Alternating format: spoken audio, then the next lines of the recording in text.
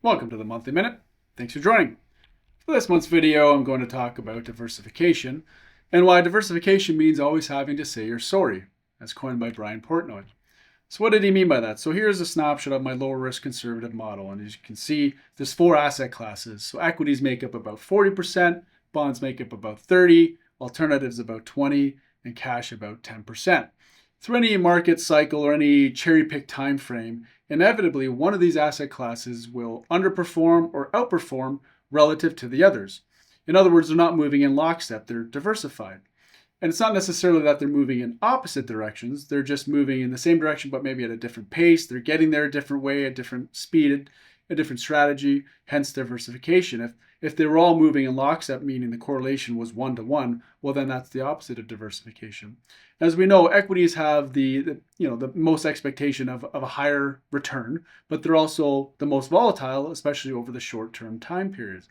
And inevitably, when the equity portion is having a fit, we'll say, it's the other portions that are kind of providing some ballast, kind of weathering the storm, while the other portion kind of, like I said, is going through a rough patch.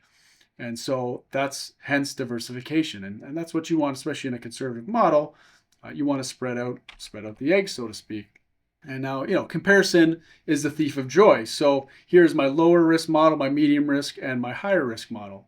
And, when you're going to a Christmas party this year and someone in the corner is saying, hey, I got 28% on my return last year. Well, likely they're in a higher risk growth model, and that's okay. And if you're like, well, I only did 7% last year, well, it's irrelevant because that person's time horizon, their goals, their objectives might be completely different than yours, right?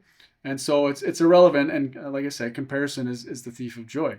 And what that person isn't telling you, they're only going to highlight the good times, right? The good investments. They're leaving out all the bad years where, believe me, there's certainly downside when you're dealing with a higher risk growth model. And so in conclusion, instead of putting all of the eggs in one basket or in one asset class, I prefer to diversify that risk around because, as they say on Wall Street and Bay Street, diversification is the only free lunch. Hope this helped. Thanks for watching.